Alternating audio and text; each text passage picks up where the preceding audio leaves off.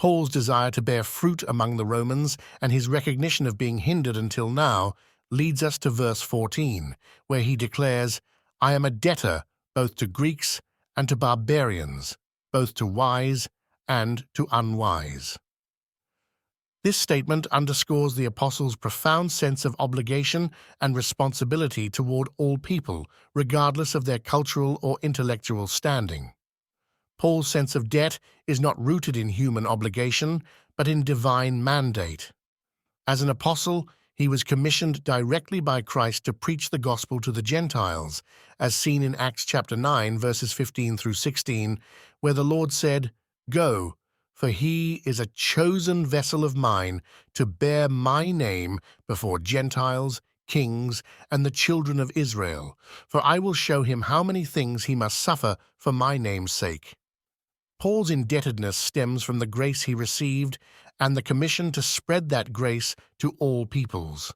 The mention of Greeks and barbarians and wise and unwise highlights the universality of Paul's mission.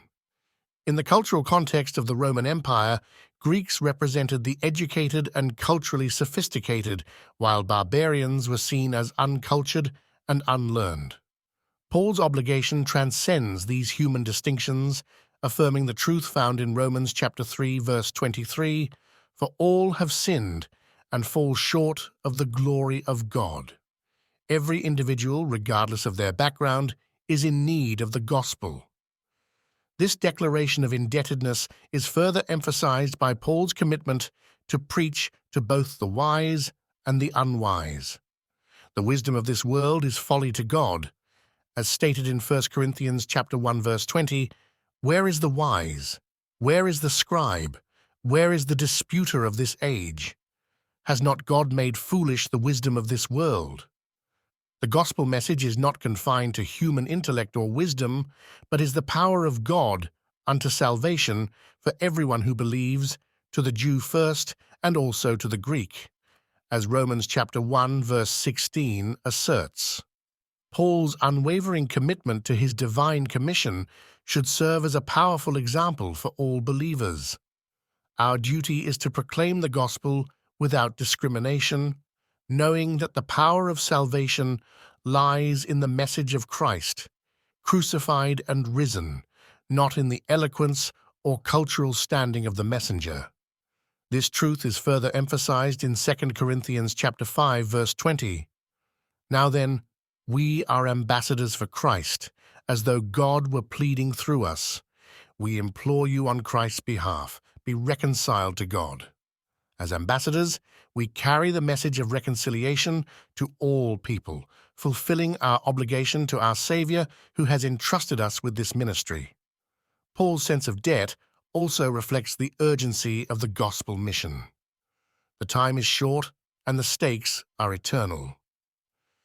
Revelation chapter 13 describes the coming tribulation and the rise of the beast, highlighting the urgency for people to turn to Christ before it is too late. The Great Commission in Matthew chapter 28, verses 19 through 20, commands us to go and make disciples of all nations, baptizing them and teaching them to observe all that Christ has commanded. This is not a suggestion, but a command, a divine mandate that we are bound to fulfill. Romans chapter 1, verse 14 reveals Paul's profound sense of obligation to preach the gospel to all people, reflecting the universal need for salvation and the divine mandate given to him.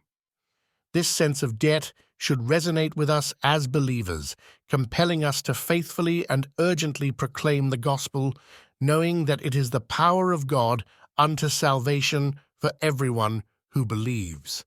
Our mission is clear and our duty is undeniable. Let us, like Paul, be faithful to our calling, bearing fruit among all peoples for the glory of God.